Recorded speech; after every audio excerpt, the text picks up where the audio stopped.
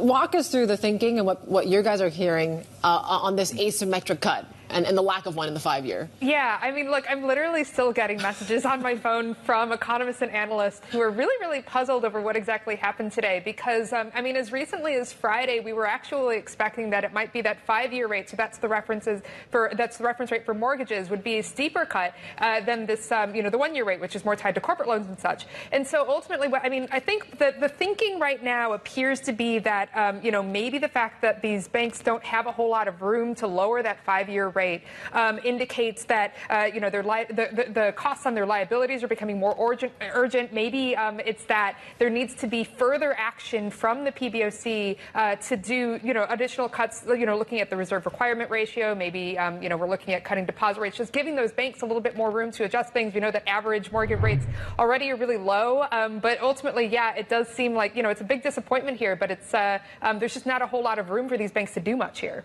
So, Jill, I mean, what more can we expect then? In terms of economic stimulus, I suppose, policy stimulus, I could be a cynic and say, what more can they do to disappoint us? I mean, yeah, I think at this point it's quite puzzling, and I think that it just kind of shows that there's still like that level of restriction within the government about doing anything more drastic. I mean, we were just talking about our big take today, how Xi Jinping doesn't really see a whole. I mean, the philosophy behind here is that there's not a whole lot of room for a ton of drastic economic stimulus. I know that a lot of economists are still looking at PBOC easing as a potential here. I mean, remember that MLF cut that we got last week, that came a lot earlier than we were expecting. It was also deeper than we were expecting. We've been talking about how some economists foresee needing to cut the rate on those 1-year policy loans by as much as 100 basis points by the end of the year or so. Yeah. So, I mean, at that point, it's like, maybe there's more action there that can help, sort of these banks sort of help sort of trickle things down from there. But, I mean, other than that, we're still just seeing on the part of the government a lot of, rhetoric, right? I mean, that's kind of what we saw this weekend when, we heard that financial regulators and the central bank were meeting,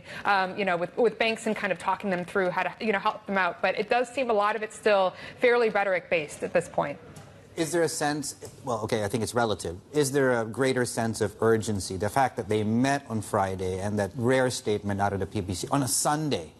I do think it shows a level of urgency there. I mean, we've kind of been seeing that not just across, the economy, but also when you're looking at like these incredibly strong like yuan fixings. Like a lot of this does seem to come down to, I think a colleague of mine used the word desperation on Friday. I don't think that's too incredible, inapt or anything like that. But yes, it does seem like there is greater urgency to try to fix things here and try to shore up the economy, especially when you're looking at this property sector crisis and get things rolling.